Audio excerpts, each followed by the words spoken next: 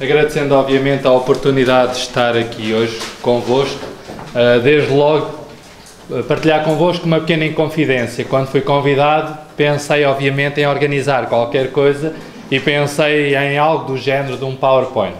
E percebi obviamente que não faria sentido, depois de enviar o e-mail, que aquela iniciativa não faria sentido para este contexto. Mas tentei resolver a questão e penso que hoje vamos ver como é que eu tentei resolver essa questão. Partilhar convosco então, neste contexto um bocadinho, não só de algumas ideias, mas penso que o TEDx pode também trazer a nossa experiência pessoal. E com alguma humildade o faço e quase que até com alguma comoção. A vida para mim mudou um bocadinho aos 20 anos, quando um amigo meu e também meu vizinho, com quem partilhámos imensos tempos, fizemos parte de um grupo de jovens, fizemos imensas atividades, tínhamos perspectivas diferentes sobre a vida, mas partilhámos muito dessa vida. E um dia chegou à minha casa uma notícia muito triste, que ele tinha morrido. E ele que conduzia muito mal, e que nós estávamos sempre a dizer para ele não conduzir, principalmente porque muitas vezes não conduzia da forma mais responsável. Nesse dia ele tomou a decisão de não conduzir, de ir no banco ao lado. Foi o dia em que houve um acidente e foi o dia em que ele morreu. E quando se tem 20 anos, e se tem que ir dar esta notícia à família que vive ao nosso lado, nós pensamos que sentido é que tem a nossa própria vida e o que é que vamos fazer da nossa vida. Eu agarrei numa folha, escrevi vários objetivos. Um deles tinha a ver com viagens. Eu gosto muito de viajar e um dos sítios que eu gostava de viajar, onde gostava de ir, era ao Egito. E durante 10 anos, a proposta era para 10 anos, em 10 anos fui 2 vezes ao Egito. Cumpri pelo menos bem esse objetivo. E já agora aconselho, se alguém quiser fazer alguma coisa verdadeiramente interessante para quem gosta de fazer mergulho, visitar e poder depois fazer mergulho no mar vermelho, vendo corais. É talvez o sítio onde se percebe melhor se o céu existe, talvez seja debaixo do mar. Então, voltando aqui e olhando para a vida, eu hoje pensei que podia trazer e partilhar convosco um projeto. E antes de falar desse projeto, dizer que o que me move constantemente, eu sou padre, gosto muito de ser padre, mas o que me move é a possibilidade de acreditar e de fazer diferença no espaço e no tempo. A vida é de facto um dom e é uma oportunidade, é um privilégio, é uma oportunidade exclusiva para cada um de nós, a sua própria vida. Não dá propriamente para outros viverem a nossa vida, dá para partilhar e enriquecer, e é um privilégio. E diante dos privilégios nós temos responsabilidades. E aquilo que eu procuro ao longo deste tempo é assumir responsabilidades. Assumir com prazer e assumir com sonho. Não acredito que não seja possível. E não gosto de nada que me digam que não é possível por algum motivo. Aliás, é uma lógica de casa que quando nos dizem que não é possível, isso motiva-nos. Portanto, às vezes até dizemos, se alguém nos dissesse que não era possível, isso podia funcionar.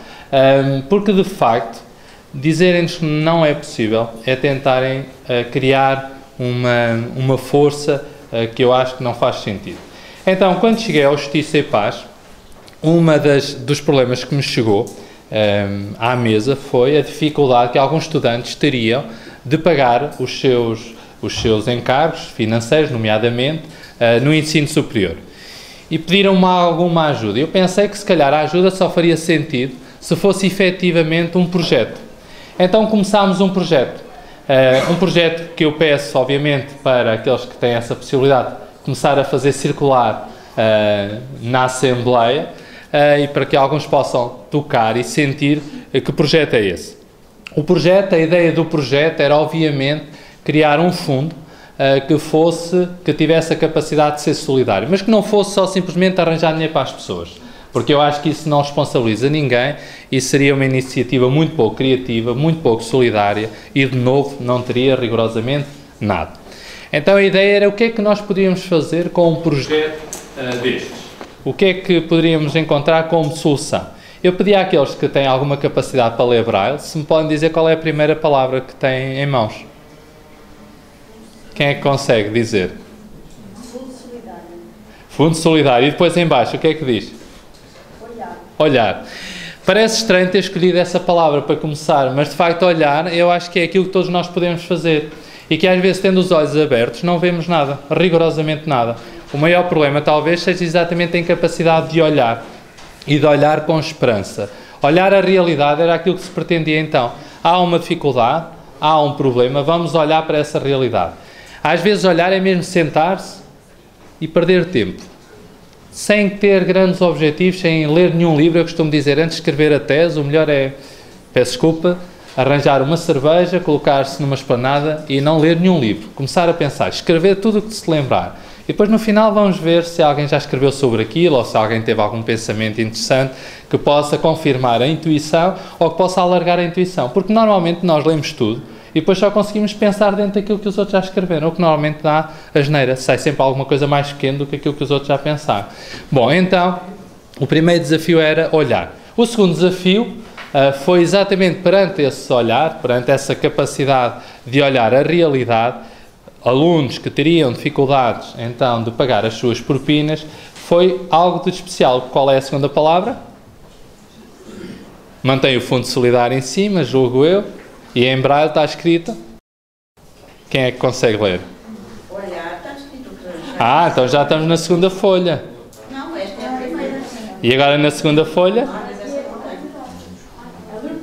Alertar. Então era necessário, nesta segunda experiência, neste segundo patamar, neste segundo grau, era necessário alertar. Alertar para quê? Para uma realidade que estava a acontecer e que nós não poderíamos ficar indiferentes. E a melhor maneira de alertar, julgo eu, é exatamente tomar decisões, construir, desenhar algo de especial. E por isso, então, havia necessidade de iniciar um tempo novo. Tentámos alertar para uma realidade. Algumas pessoas disseram que não era verdade, que não havia necessidade de estar a pensar nisto, mas vale a pena sempre acreditar que, para além de olhar e para além de alertar, era preciso algo mais. Qual é a terceira palavra?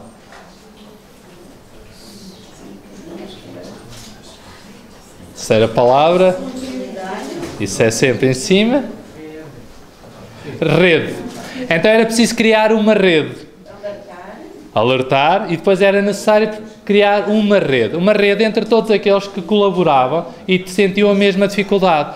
Foi assim que nos juntámos com os serviços académicos da Universidade de Coimbra. Para além disso, o provedor de estudante, ainda da Universidade de Coimbra, obviamente também o administrador dos serviços sociais académicos, a diretora do Centro de Emprego e, portanto, o próprio Centro de Emprego, e o Centro de Acolhimento João Paulo II, que eram estruturas que apoiavam estudantes no ensino superior. Criou-se uma rede. Essa rede foi alargada depois ao Instituto Politécnico de Coimbra, com o provedor do estudante, com o próprio a provedor do estudante, peço desculpa, o administrador dos serviços sociais académicos, e depois ainda se alargou à Escola Superior de Enfermagem, à própria Caritas Diocesana de Coimbra, à rede de antigos alunos, e criou-se assim então uma verdadeira rede. Quando nós queremos ajudar, o melhor é darmos as mãos. E é nesse sentido que surge então esse desafio. Criada a rede, era necessário algo mais. Qual é a próxima palavra? Planear. Era preciso planear algo de especial, algo que fizesse a diferença. E nesse planear, então, tentámos encontrar soluções com os próprios e com todos, soluções que dessem sentido na alimentação, na orientação do próprio curso, no pagamento das propinas parcialmente, arranjando pequenos empregos, encontrando soluções intermédias, maneiras de colaborarmos juntos. E qual é a outra palavra que se segue? Partilha. Era absolutamente necessário partilhar. Quando nós não partilhamos, ficamos todos mais pobres. E, obviamente, nas novas solidariedades, eu penso que a criatividade deve exigir partilhas mais do que económicas. O objetivo do fundo nunca foi juntar dinheiro. Isso era demasiado fácil. Ou talvez demasiado difícil.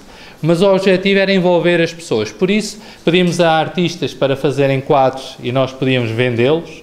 Pedíamos a pessoas para colaborarem da maneira que soubessem. Alguns fizeram origamis, por exemplo. Outros disponibilizaram-se para fazer algum concerto. Um conjunto de iniciativas que permitiram que o fundo acontecesse. Porquê é que eu trouxe este caso? O fundo, em 2 anos, celebrou há pouco tempo 2 anos, ajudou vidas a encontrar sentido, cerca de 67 vidas de estudantes que sem esse apoio seria muito difícil encontrar uma solução, mais 30 estudantes que não recebendo dinheiro receberam soluções e ajudas a outro nível. permitimos que esse número de pessoas pudesse também ele ajudar o próprio fundo com as suas capacidades, permitimos que muita coisa acontecesse desde logo a rede. Eu acho que o que nós aprendemos com isto é que quando damos as mãos chegamos mais longe.